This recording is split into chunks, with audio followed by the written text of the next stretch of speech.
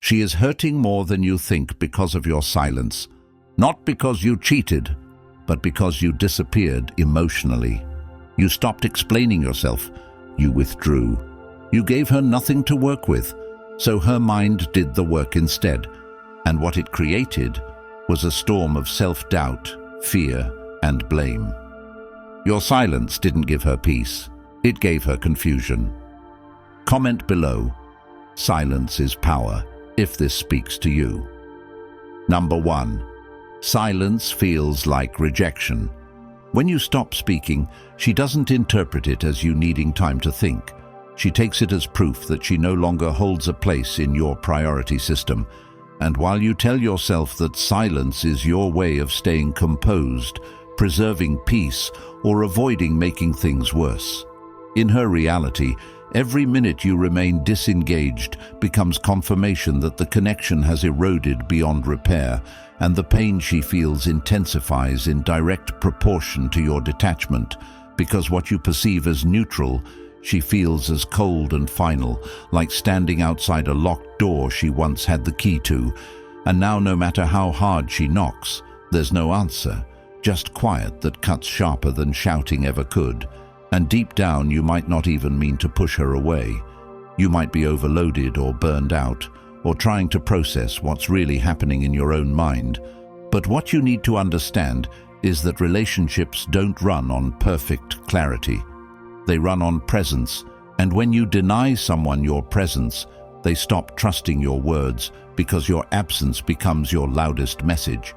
And she doesn't need you to have all the answers. She just needs to know you haven't abandoned the conversation entirely, and too many people walk around thinking they're being strong by bottling things up, by withdrawing, by not starting drama. But strength isn't passive. Strength is standing in discomfort and still choosing to communicate, even if it's clumsy, even if it's imperfect, because leadership isn't about being right. It's about being real in the moment, where silence is easiest, and speaking anyway. And you might think you're buying yourself time, but what you're really doing is eroding trust. And here's what most don't realize. Silence is not invisible. It's not neutral energy. It's felt like a signal flare going off in the emotional sky that tells the other person, something's wrong, but I won't tell you what. And that message doesn't just float away. It roots itself into the foundation of your dynamic, and every unresolved moment adds pressure to the system until one day something minor triggers an explosion that's not about that one moment. It's about all the others that came before it, the ones that never got voiced, and you sit there thinking, I don't know why she's so upset, but she's not reacting to this moment. She's reacting to everything you left unspoken, the emotional build-up you silently deposited into her heart, like a ticking time capsule you hoped would never open. And men often think their silence is noble, mature, restrained.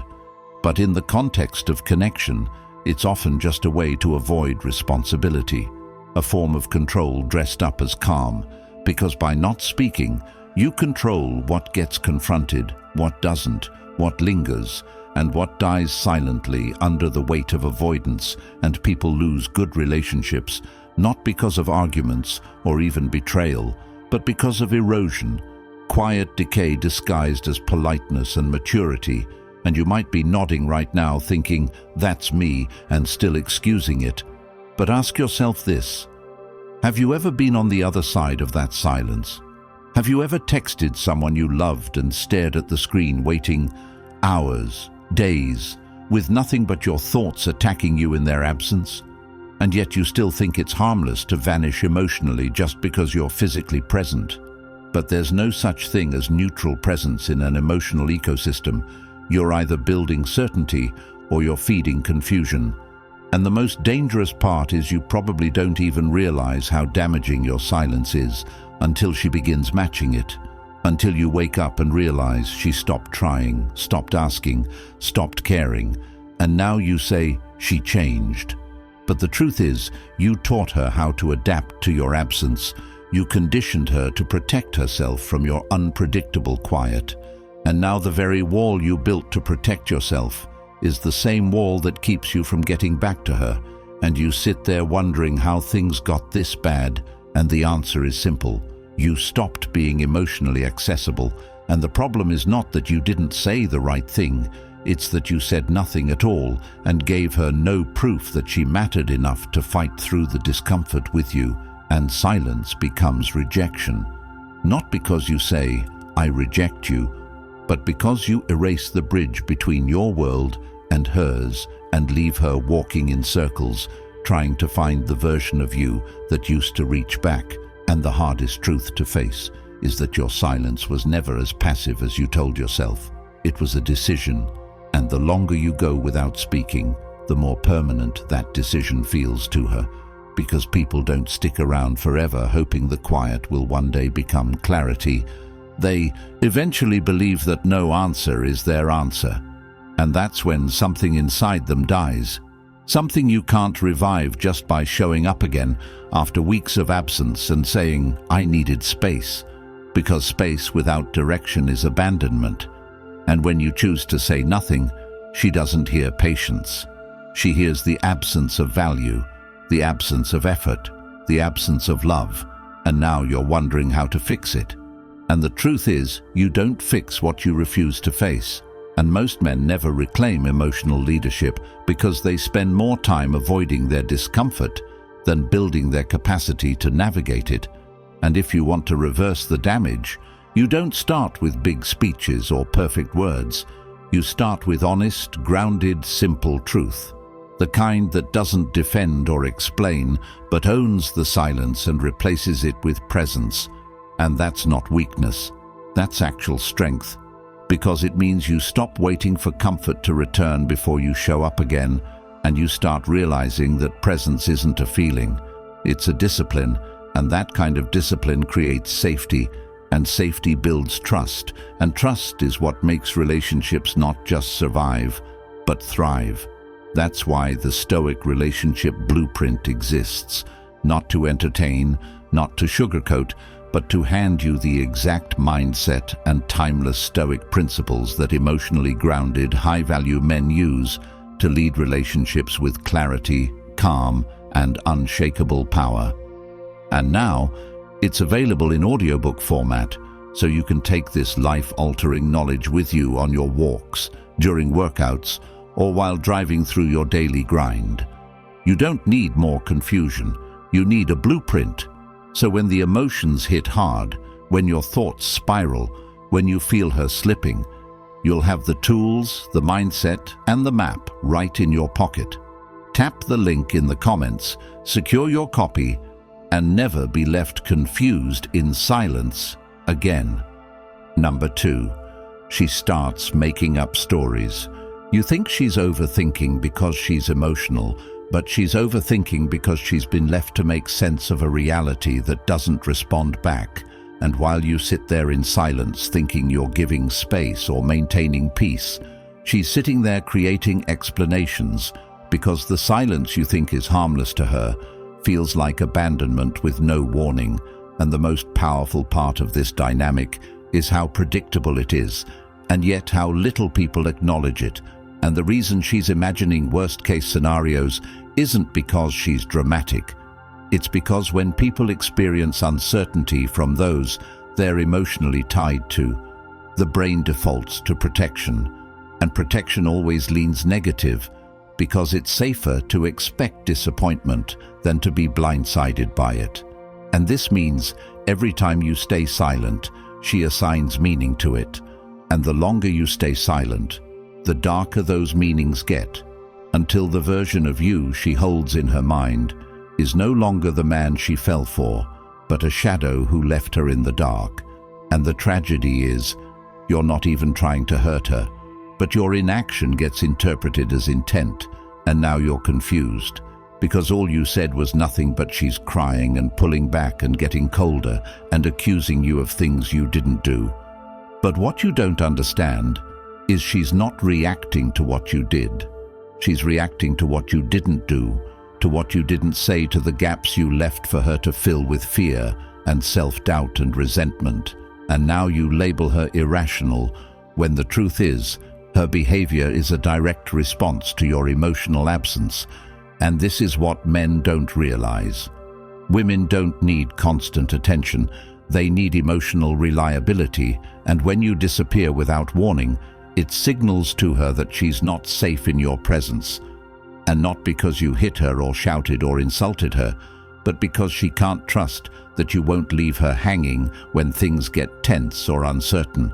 And this uncertainty is what creates emotional instability in her. It's not just about what happened, it's about not knowing what the hell is going on anymore.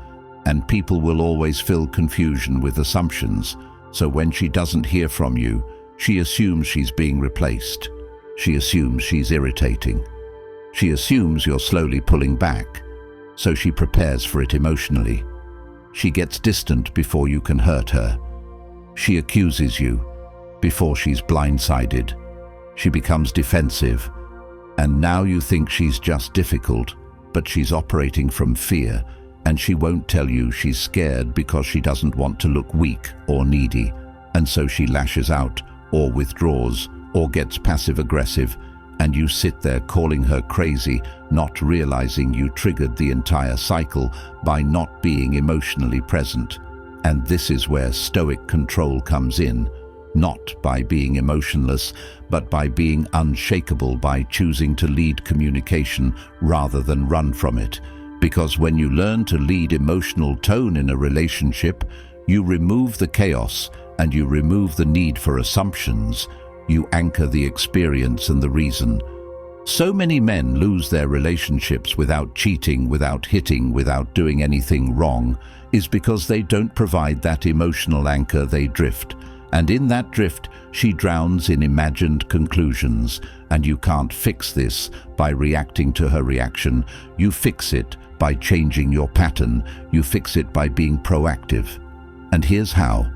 Start stating your emotional status the same way you'd give a location pin to someone you want to meet.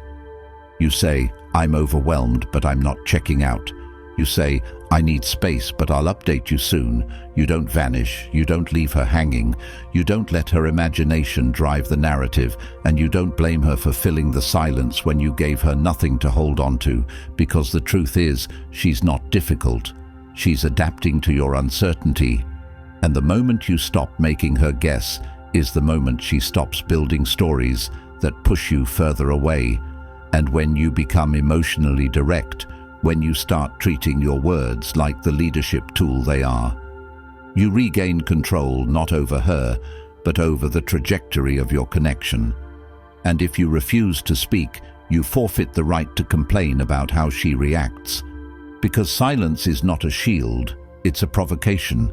And the same way a captain doesn't go radio silent in a storm, a partner doesn't disappear and expect loyalty, because people don't stay loyal to confusion. And if you want to reverse the pattern, you must replace ambiguity with clarity. You must stop pretending that doing nothing means you're doing good, and start realizing that leading means stepping into discomfort with direction and emotional precision. And this is where your peace comes from. Not from hiding, but from communicating your position in a way that creates stability, because that's what people trust, and that's what makes her feel safe to stop guessing and start breathing again. Number 3, she starts to question her worth. It always starts quietly, not with a scream or an argument, but with a slow, quiet erosion of self-worth, triggered by the realization that the person she loves is no longer showing up with the same presence and effort. And it doesn't matter if you still pay the bills or show up to dinner. If your emotional energy is absent, she feels it deeper than you think. And what's worse is she doesn't assume you're broken or stressed or thinking deeply. She assumes it's her fault because in the absence of a clear narrative, she makes herself the cause. And now every time you go silent, she replays the last conversation you had, every mistake she made, every moment she felt she might have annoyed you. And she connects dots that were never meant to be connected. And in her mind, you didn't just pull away. You started disappearing piece by piece. And this disappearance doesn't just hurt her, it rewrites her identity. And now she doesn't just miss you. She starts questioning if she ever truly had you. And this is where self-doubt creeps in. She starts asking herself if she's too much or not enough, if she's boring or clingy, if she pushed you away by loving you too hard. And this internal questioning breaks something vital, because once someone stops feeling secure in who they are inside a relationship, they stop feeling safe, being vulnerable. And now she's guarded and hesitant, and you're wondering why she doesn't open up anymore. But the answer is, you stopped giving her reason to believe her voice mattered. And it's not that you insulted her or yelled. It's that you stopped being emotionally available, and availability is not shown through proximity, but through attention, through the ability to say, "I see you," without needing a full conversation. And when you stop showing that presence, she stops believing in the worth of her effort. And this changes her not temporarily but fundamentally. And that's the tragedy, because people can recover from fights, but recovering from a collapse in identity takes years. And now you're noticing she's not as affectionate or expressive, and you interpret it as her falling out of love. But what really happened is she started to believe that loving you too openly gets met with silence and distance. And this teaches her to suppress her needs, to act cool, to stop asking for reassurance. And now she becomes indifferent, and you feel confused, because you don't realize that indifference is learned behavior. It's a survival mechanism, and you taught her by being emotionally unreliable. And now you're trying to bring back the old version of her, but she can't go back because you let her question herself too long, and now she thinks she's the problem. And if you're not careful, she'll begin healing alone while still in the relationship, and that's when it's already too late. Because once someone decides they're better off keeping their guard up, they stop needing your validation, and when she stops needing it, she stops fighting for you. And if you want to prevent this, you need to break the pattern early. You need to remind her through action and simple, consistent words that her feelings matter and that your silence is not her failure. And this isn't about coddling. This is about leadership. This is about creating a space where people feel seen. And the moment you stop giving clarity is the moment you lose connection. And you don't repair this with gifts or apologies. You repair it with consistency, with communication, with acknowledging that your silence made her doubt her own worth. And now you must rebuild what you eroded through presence and attention and truth. And if you can't provide that, then you don't deserve the emotional investment she gave you. Because relationships are not built on perfection, they're built on reassurance. And when you stop offering reassurance, she starts offering it to herself. And once she learns how to do that without you, she never needs you the same way again.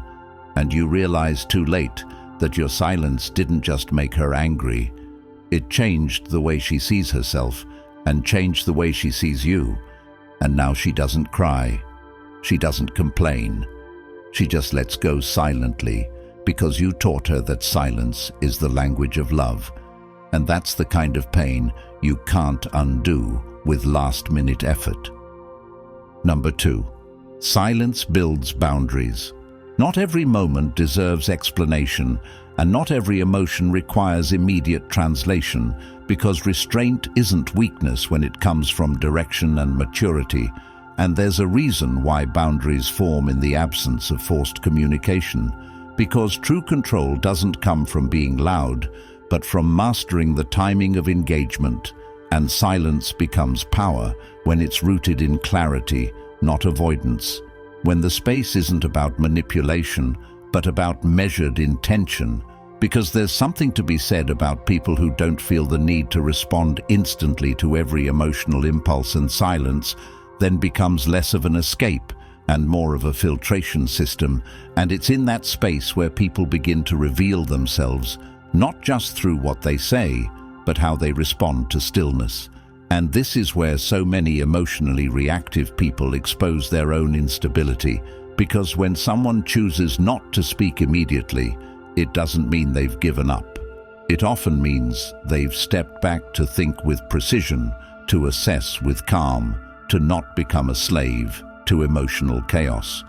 Because the person who can sit with his own thoughts without spilling them recklessly is the one who creates the most mental leverage, and emotional leverage matters more than verbal gymnastics, because when silence comes from a place of grounded presence, it teaches others to rise to that level or fall away, and that's not cruelty, that's sorting. And this is what most don't understand when they call silence toxic or controlling.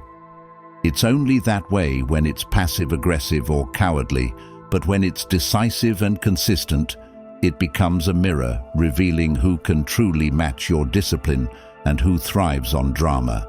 And those who mistake your stillness for disconnection often expose how addicted they are to reaction. And this is why relationships break when one person seeks depth and the other seeks drama. And the moment reactive behavior meets a quiet mind, the one who thrives on dysfunction feels starved, not because they're unloved, but because they're no longer fed chaos, and every unanswered message, every unreturned jab, every unanswered accusation builds not walls of resentment, but walls of clarity. And those walls serve a purpose because not everyone deserves access to your energy, especially when your energy is built on years of inner work and delayed gratification. And not everybody is entitled to emotional updates just because they demand them in real time, and silence then becomes boundary, not out of spite, but out of self-respect. And the more someone tests your silence with provocation, the more their intentions reveal themselves. And if the connection can't survive thoughtful stillness, then it was built on fragile grounds, and silence becomes the audit of emotional maturity. And this is where leadership emerges, because when distance is used intentionally, it forces people to either take accountability or implode in their own narrative. And the person who stays silent doesn't always lose the connection. Sometimes they win their freedom. And it's in that stillness where you learn who respects your peace and who sees your silence as an invitation to invade it. And that's the kind of data words will never reveal, because people can fake their vocabulary, but not their patience. And every time space is introduced, those who cling and lash out instead of introspect reveal their unpreparedness for real intimacy. And this is where selective silence does its most powerful work, because it creates an environment where clarity rises without coercion, and where those who remain do so by choice, not by guilt. And those who leave do so because they can't stand the presence of someone who no longer needs to perform emotional labor on their behalf. And in the end, silence isn't distance, it's distinction. It's what separates the ones who can co-regulate from the ones who require constant drama to feel alive. And choosing silence isn't a punishment, it's a decision to lead with emotional discipline. And when it's done from strength, not fear, it becomes your highest form of communication and your greatest test of alignment. Number 5, she wants to understand you.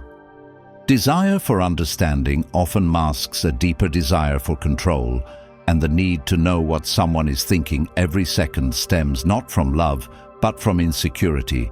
And in relationships, this need frequently presents itself as concern, but its real origin is an intolerance for uncertainty. And when someone says, "I just want to understand," what they're often saying is, "I want to make sense of you on my terms." And this becomes a subtle violation when it's not recognized, because not every thought needs to be translated into speech, and not every feeling should be shared to satisfy another's emotional need, because internal clarity doesn't always owe external expression. And the high-value individual doesn't expose every crack in their thinking just to soothe someone else's confusion, especially when that confusion is self-created through expectation, not alignment. And this is the point where silence reclaims its place, not as absence, but as a standard. And those who truly seek understanding don't demand emotional access as a right, but respect it as a privilege. And when that respect is absent, connection becomes suffocation. Because the relationship shifts from being a place of shared growth to a stage where one performs transparency while the other collects reassurance. And when this pattern sets in, the demand to be understood mutates into a form of emotional policing, and the pressure to constantly explain thoughts, to prove care, becomes exhausting and one-sided. And this is where many people disconnect, not because they don't care, but because they no longer feel free to think in private without being accused of hiding. And there's a difference between being distant and being internal, and if that difference is not respected, the person being pressured retreats further, not to be difficult, but to reclaim sanity.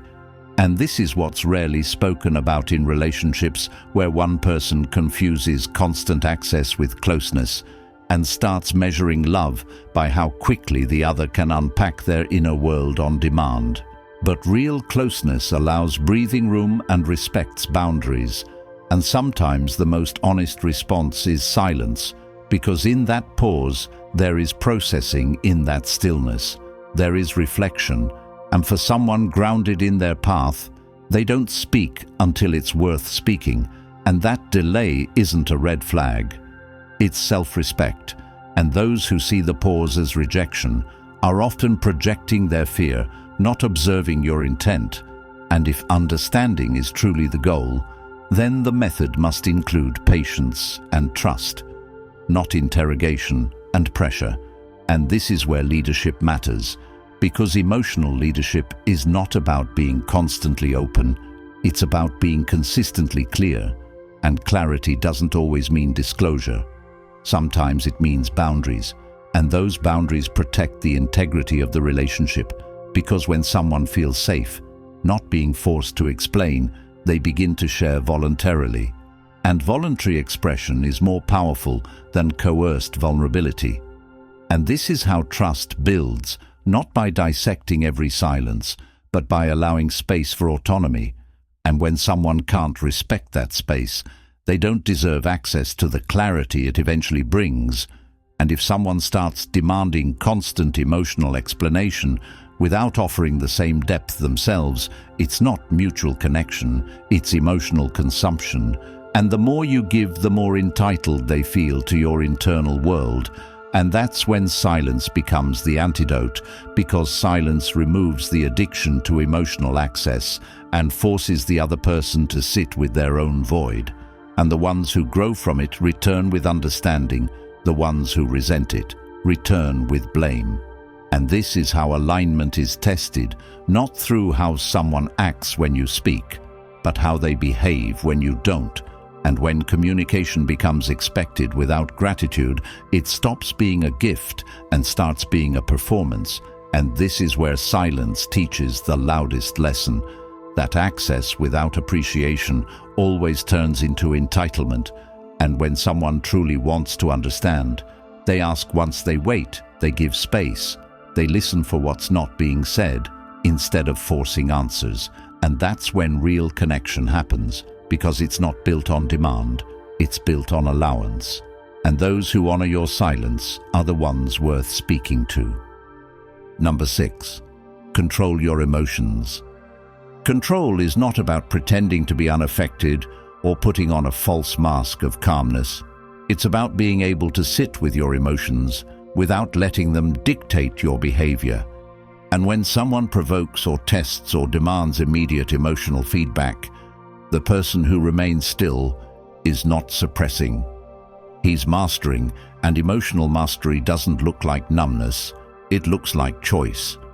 And this is where so many get confused. They think silence is repression, but silence can also be presence.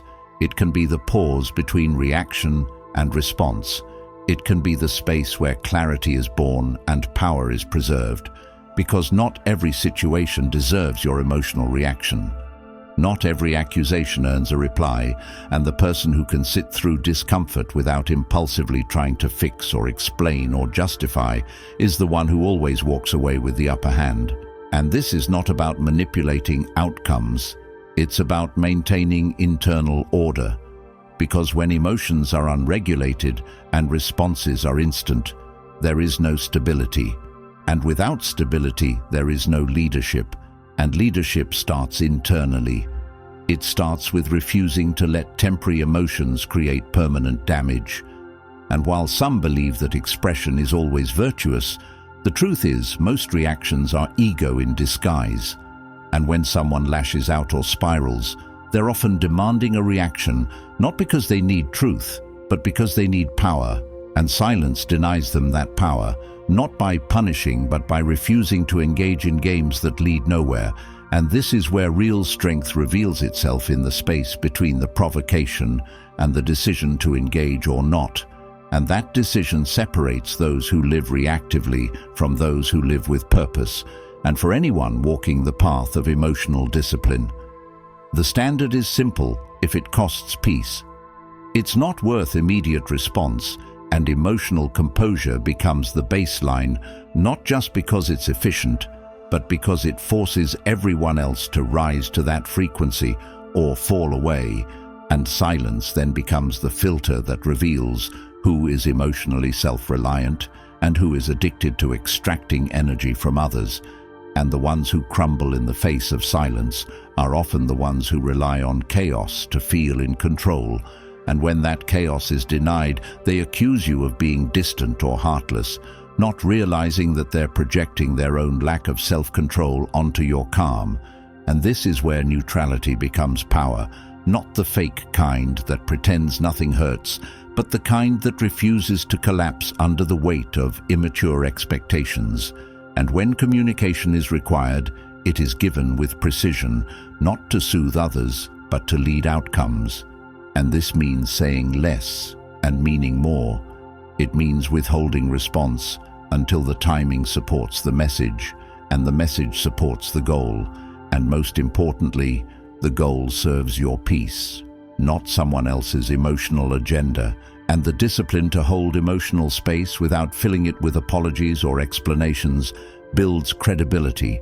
And credibility is the one thing that cannot be faked in real relationships, because anyone can talk but few can anchor. And when composure becomes your foundation, you stop fearing emotional intensity because it no longer controls you.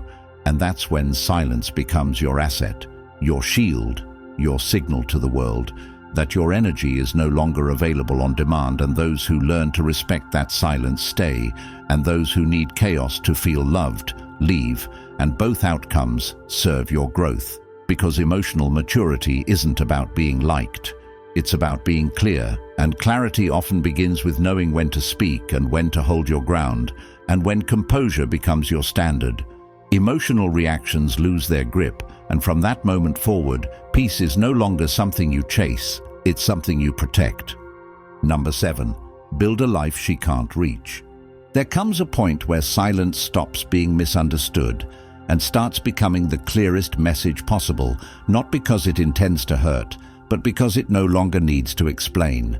And when a person begins to build a life rooted in values that rise above emotional chaos, everything changes, and this new standard becomes difficult for others to access, especially those who are used to receiving attention in exchange for volatility. And when the mission becomes growth, silence becomes automatic, because explaining every decision to people who aren't doing the inner work becomes counterproductive, and emotional maturity starts to separate people, not through arguments but through energy. And the person who once craved validation now chooses distance, not out of spite, but because peace becomes more valuable than performance. And this is where silence turns into signal, and the signal says, I'm not here to negotiate my values. I'm not available for emotional bartering. I've moved into a space where direction matters more than drama, and clarity matters more than connection. And most people are not ready for that level of self-possession, so they label it cold. They say it's arrogant, but the truth is, it's disciplined, and not everyone can follow a path that requires this kind of internal structure. And when a person starts waking up focused and finishes each day building towards something real, they no longer respond to emotional bait. They no longer explain their lack of response to chaotic behavior, because the purpose they live by speaks louder than their need to be understood. And now the silence they hold is not uncertain, it's final. And those who used to pull them into confusion with guilt and noise start to feel the absence of power, because they can no longer distract someone who has recalibrated their focus. And those who build this kind of life don't do it to prove anything. They do it because they've tasted what it feels like to live in peace, and they're no longer willing to trade that for temporary affection or emotionally unstable people who demand attention without offering substance. And at this stage, silence is not passive, it's protective, and not everyone deserves access, because the cost of explaining yourself to those who refuse to listen drains the very energy required to sustain your path. And this is where silence says what words never could, that elevation requires separation, and not every connection makes it to the next level, because not every connection was built for the next level. And those who can't align will accuse, and those who can't grow will gossip, and those who feel rejected by your distance will assume they've been wronged. But the truth is, they've been outpaced, and there is no obligation to slow down for people who had the chance to rise with you, but chose comfort instead. And this is what real transformation feels like. It's not glamorous, it's not loud. It's the quiet, unwavering walk toward mastery, and it doesn't require applause. It doesn't need applause. It builds silently, and when people try to reach for the old version of you and find no response, they call it ego. But what they don't realize is that evolution doesn't announce itself. It simply stops responding to things. It no longer aligns with, and the relationship they miss is not you. It's the version of you who tolerated the confusion. And now that person is gone, and all that remains is silence. Not from hurt, but from healed clarity. And no closure is needed, because the door was never slammed. It was simply left behind as the mission moved forward. And now explanations feel pointless, because growth explained to the unready always sounds like arrogance. And so the path continues quietly, cleanly, and unapologetically. And for the ones who ask why you never came back, the answer is simple. You outgrew the noise and built a life so valuable, so intentional, so aligned, that not everyone gets access. Not everyone earns the right to witness it. And silence becomes the border, protecting everything that matters now. If you're tired of being silenced, misunderstood, and told to just man up while your peace burns behind closed doors, then the Stoic relationship blueprint is your way out. The path society hopes you never find, because a man who leads himself with calm, clarity, and power is dangerous to everything built on manipulation. This book doesn't beg for your attention. It demands your evolution. It's filled with timeless Stoic principles that will transform how you handle women, emotions, and pressure immediately. And now it's available in audiobook form, so you can walk, jog, drive, and level up in silence. It's linked in the comments, and it's yours forever. If you're done being emotionally disarmed and ready to lead with unshakable control, comment, "No more confusion." Like the video, subscribe, and help more men escape years of regret before it's too late.